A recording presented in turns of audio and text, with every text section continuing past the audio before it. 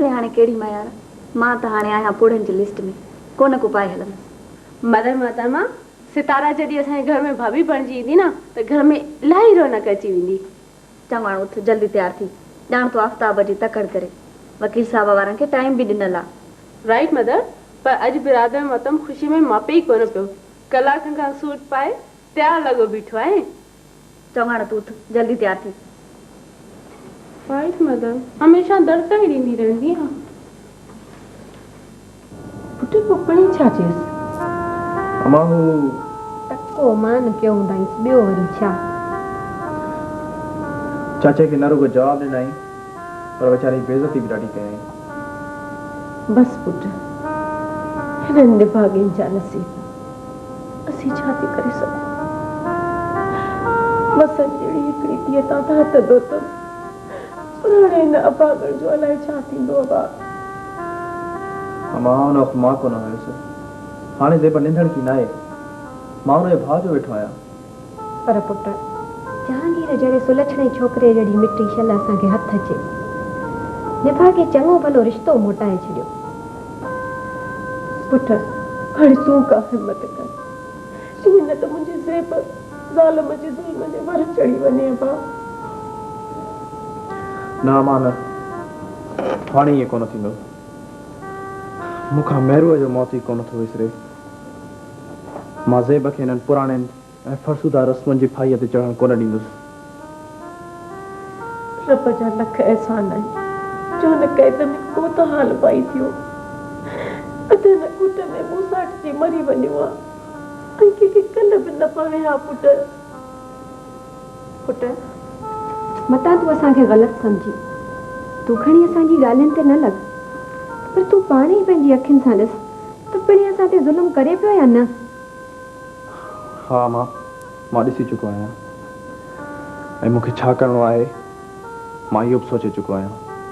पुट तूं पीउ खे सम्झाए त असांखे खणी खॾ में हणे, पर घटि में घटि हुन न्याणी निमाणीअ सां त अहिड़ो कलूर न करे।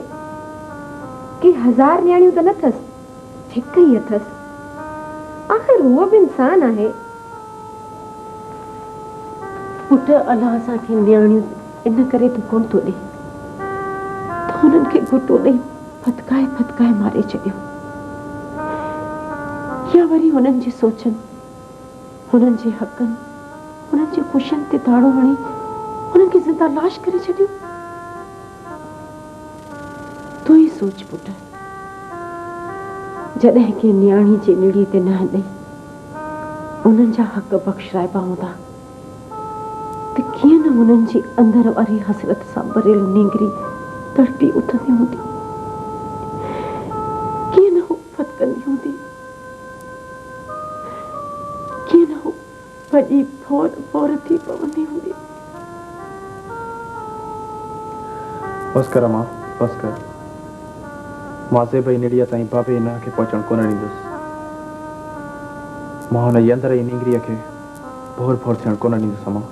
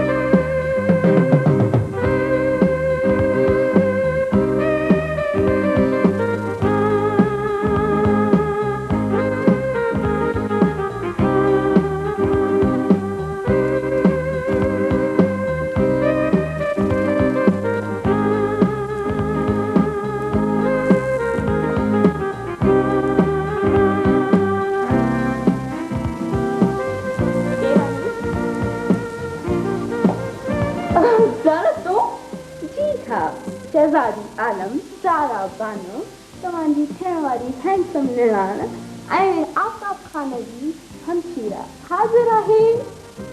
पर तू तो ये बगैर इतलाह जे करी कोन आई आहीं अज रुगो मां न पर मदर मोहतरमा ऐं हा वो भी आयो आहे मूंखे तुंहिंजो थियण वारो हस्बैंड साहब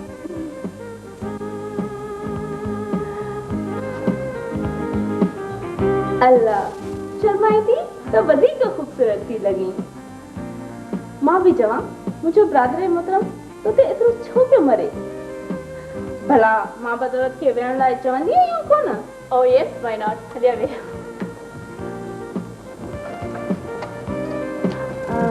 भला आंटी किथे आहे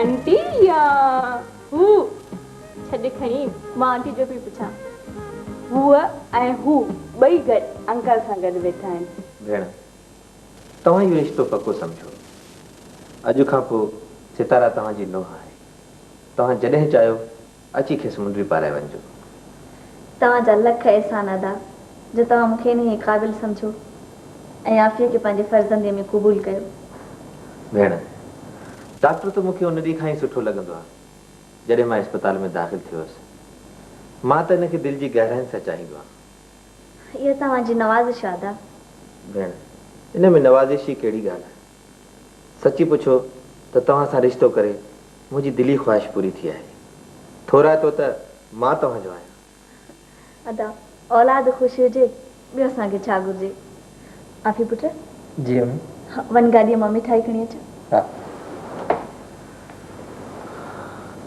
भेण जे दिलि में न कयो त हिकिड़ी ॻाल्हि पुछां हा हा अदा भली पुछो भेण मूं काफ़ी वक़्त खां इहा ॻाल्हि तव्हां खां पुछण पे चाहिए पर पाण में हिमत न पे सम्झ न न अदा जेका बि ॻाल्हि हुजे तव्हां खुली पुछो भेण आफ्ताब पुट जो वालिद साहब ॿाहिरि वियल आहे या ख़ुदा न ख़ास्ता